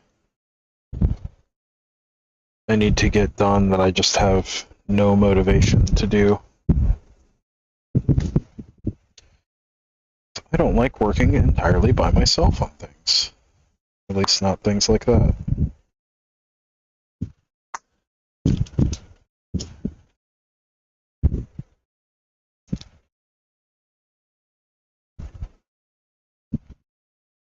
And my father has been no help whatsoever, even though he is the one to be living at that property. He's already got stuff over there that is constantly in the way. He's like, oh, well, you can move it. And I'm like, or you can not have your stuff in the way.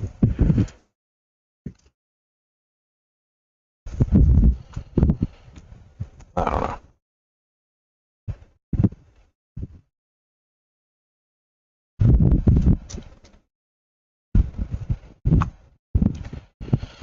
It gets on my nerves.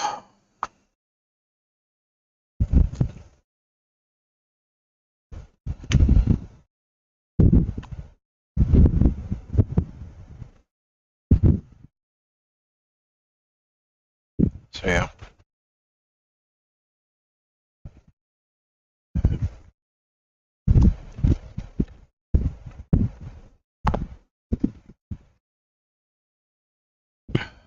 A lot of the work that needs to be done over there too is also plaster work.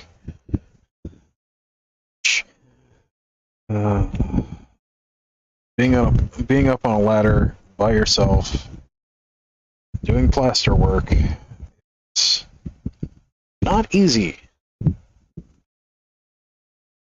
And you don't have a huge window of time throughout the year in which you can even do that work. At least in this area. So it's the whole thing.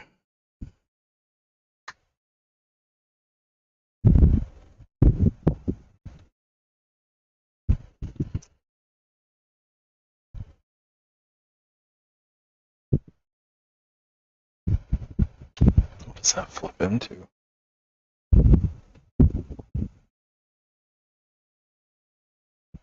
Oh. Does Paralia flip into?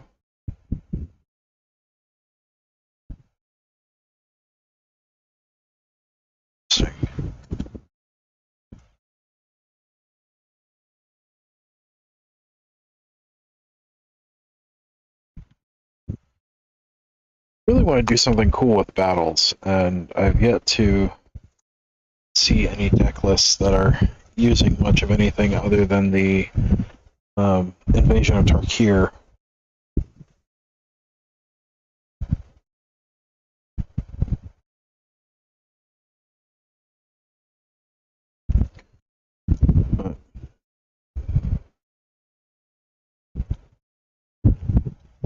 Yeah.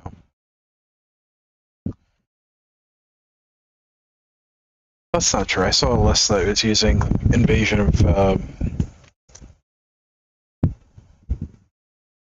one of the 5-color invasions. Invasion of New Capenna, I think?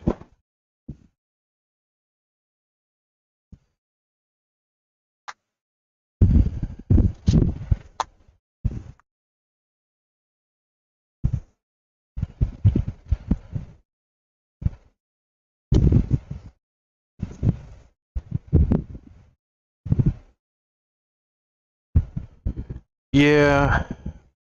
I mean, there's also MTGO drafts, but most drafts have moved to Arena at this point, from what I've read.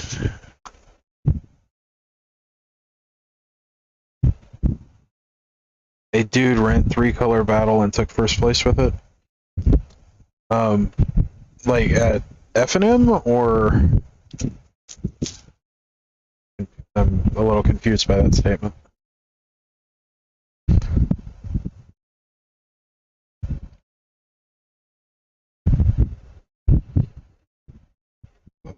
It's actually really good.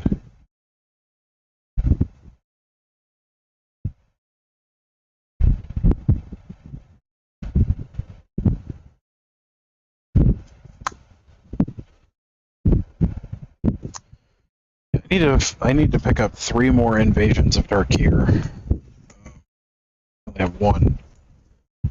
I had some ideas for some stuff, but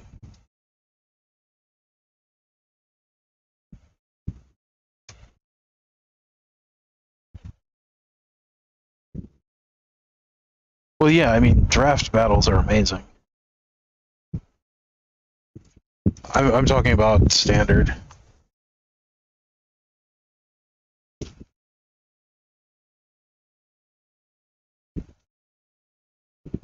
Alright, we've got battles sorted now.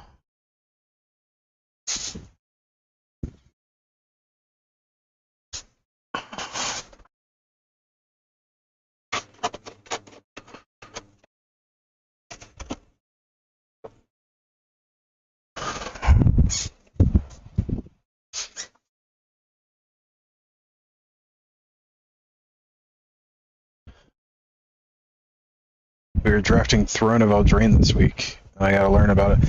Okay, so Throne of Eldraine was a really interesting draft format.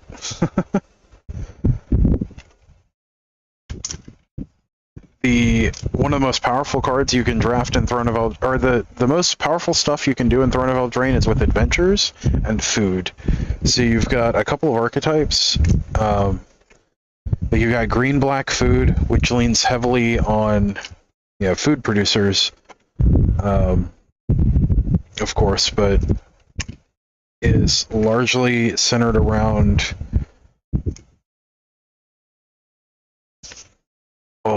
like some of the different interactions, like with the wolf. There's a rare wolf that's really big to pick up, but I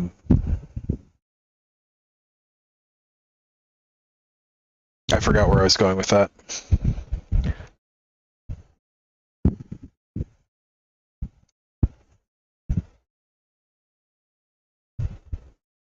So you've got the Spells Matter deck, which is like blue-red, or you can also do blue-black or blue-green.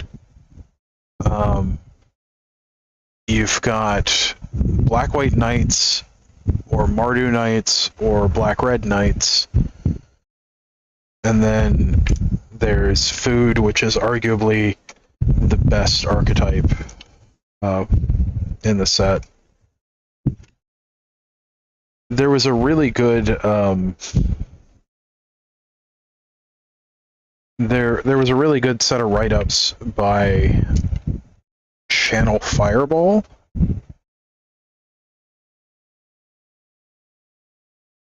On it. I know Louis Scott Vargas did a really good write-up on Throne. A couple years ago. But it's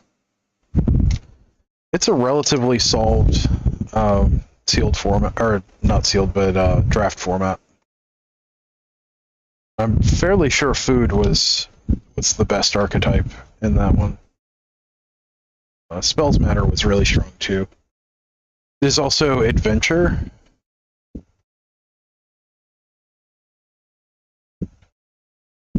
So if you see Lucky Clover is almost always going to be a pick one. There's very few things that you want to take over it, and they're almost all rares and mythics. Lucky Clover is by far the best uncommon in the set. And then the adventure stuff is just bonkers. Especially if you're able to get 2 or 3 lucky Clovers. Which, if most of the people there have never drafted Throne of Eldraine, will likely get past you. But adventure cards are super powerful. Lucky Clover is exceedingly powerful. A lot of the food stuff is big. Bake into a Pie is one of the best pieces of removal in the set. Like, Black's removal is fantastic across the board in the set.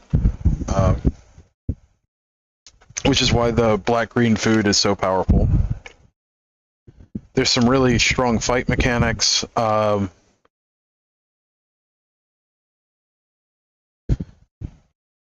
would definitely look at a sealed guide, or not sealed, but a draft guide for it if you're not comfortable with it. Brazen Borrower is an absolute bomb, although I think it is a mythic, and it's blue. Like the blue Spells Matter deck was really strong. The blue X Spells Matter deck was really strong. The giant that ramps you a card and is an adventure is a bomb of a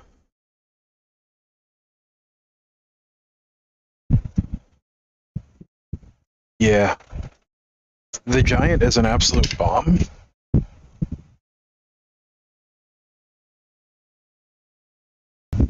Like it's really good.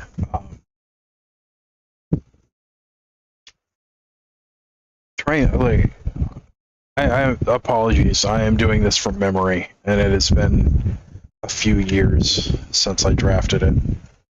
Um,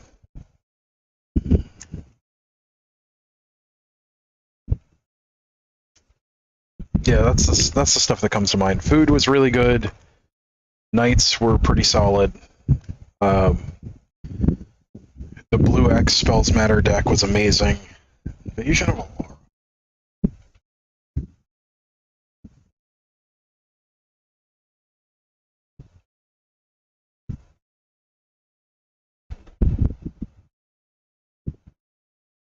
Wow, cards are really good.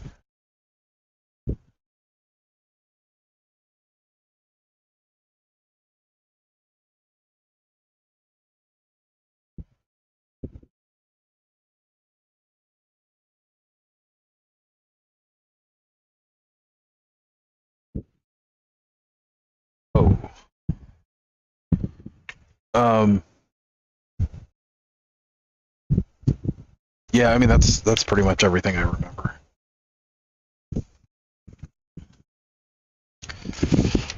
But Lucky Clover was absolutely busted in the set. Um,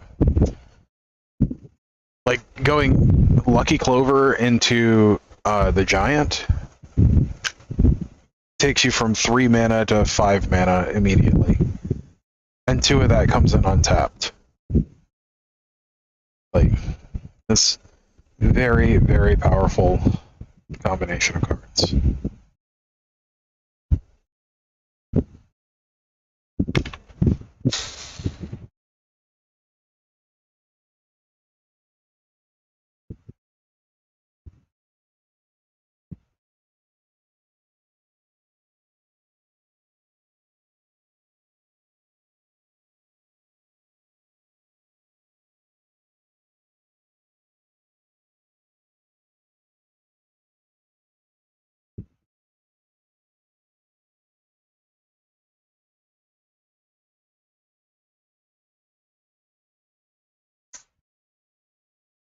I actually have 2 Thalia and get Rogue Monster. Now that I look at it, I have to double check all my checklists now.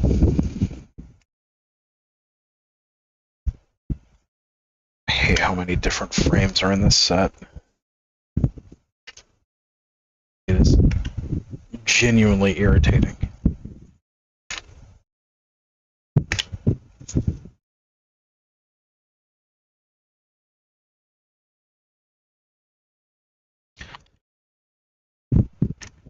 Also, just because they're long-term Magic players and have deep wallets doesn't mean that they necessarily remember how to draft that set, because it has been a few years. And it was a interesting set to draft. You may want to take a look at Newmont did several drafts of Throne of Eldraine, if I remember correctly, and he's a pretty solid drafter. So.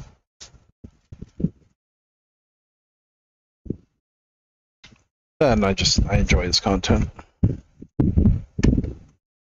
He has a similar enough drafting style to mine that I can scream at my phone while he's drafting. Like, what are you doing?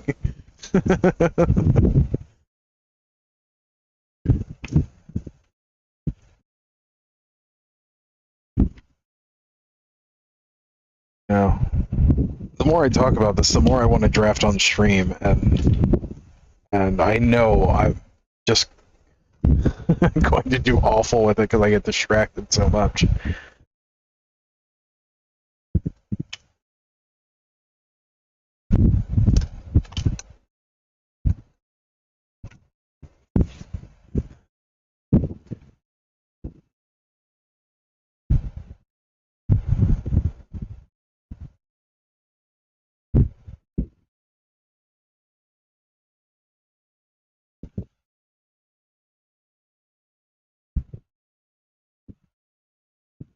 I have 2 Invasion of Alara.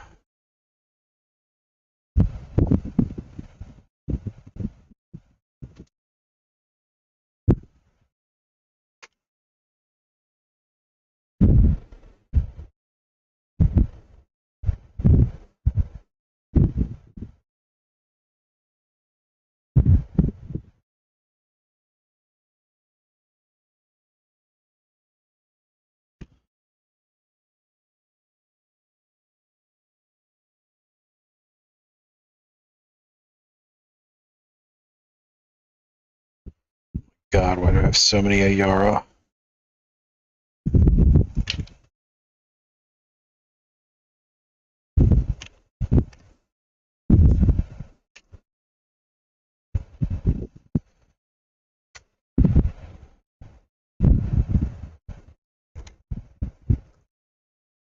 Yeah, most of the people there do all draft around us.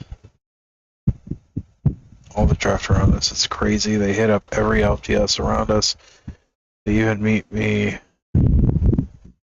They event me all the time. I tell them I'm poor and disabled, but best of luck. Well, I think they like getting the free wins off me. I mean, why are you giving them free wins? Like,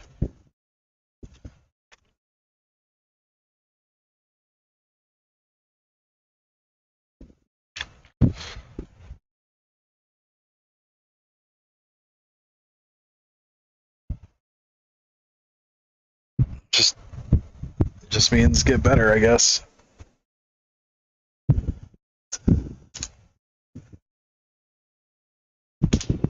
So I'm pretty good at draft at this point. It varies depending on how much of it I do, but generally I'm pretty good at it. But there have been times where I have looked at myself and been like, get good, scrub. So and some draft formats are wonky, but I would love to draft this set. I just have not had the opportunity to. Because nobody wants to draft it. You know. Alright, well, we've been going for about 2 hours. I've got some stuff to get to. We've got all the battles sorted, which is good. We've got our rares color sorted, which is also very good. And I will be able to go through and update the sheet for the set. Although I think I also need to de-sleeve my sealed decks for this. Yes, I do, because they're right here. So that will be probably a task for tomorrow. It's de-sleeving those and getting around to it. As always, thank you for joining. It's been a blast as always. Don't forget to like, share, comment, subscribe. And if you have friends that like Magic, don't forget to share. So we really want to grow the channel so we can get to 500 subs so I can open double masters on stream, because that'll be fun. So you have a good one, especially you, Walter. Have a great one, and yeah, until next time, stay awesome. We'll see you in the next one. Bye.